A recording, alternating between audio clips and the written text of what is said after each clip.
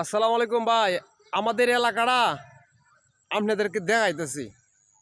দেখেন তো, যদি এলাকাটা পছন্দ হয় তাহলে অবশ্যই লাইক, শেয়ার, কমেন্ট করে পাশে থাকবেন।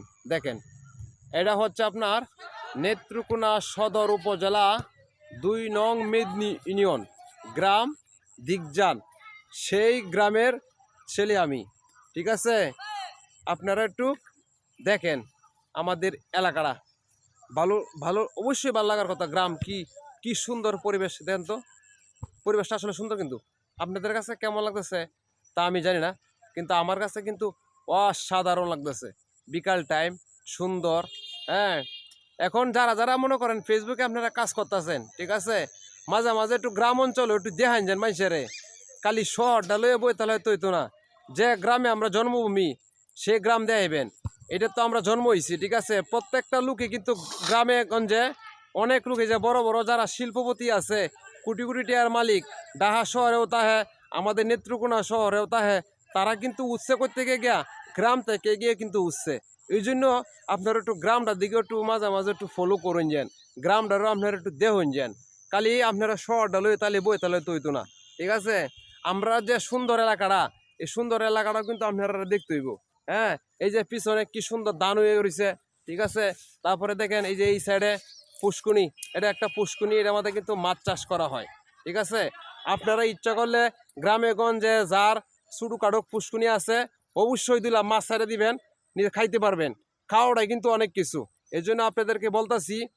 তারপরে মনে করেন এই যে ধান কেটে দেখতেছেন, ধানটা কিন্তু, এই ধানটা কিন্তু আসলে বেশ একটা সুবিধা হয়েছে না। এটা মানে পরে লাগাইছে আর কি, লাস্টে লাগাইছে।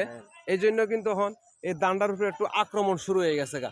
এই জন্য আপনাদেরকে বলতাছি, অবশ্যই আপনারা যে গ্রাম অঞ্চলে যারা থাকেন, যদি জায়গা টাকা একটু আড্ডু থাকে, পুষ্কুনি থাকে, মাছ চাষ করিয়া আপনারা নিজে খাওয়ার জন্য সবসময় চেষ্টা করবেন। আসলে নিজে চাষ করে মাছ খাওয়াটা যে কি একটা আনন্দ।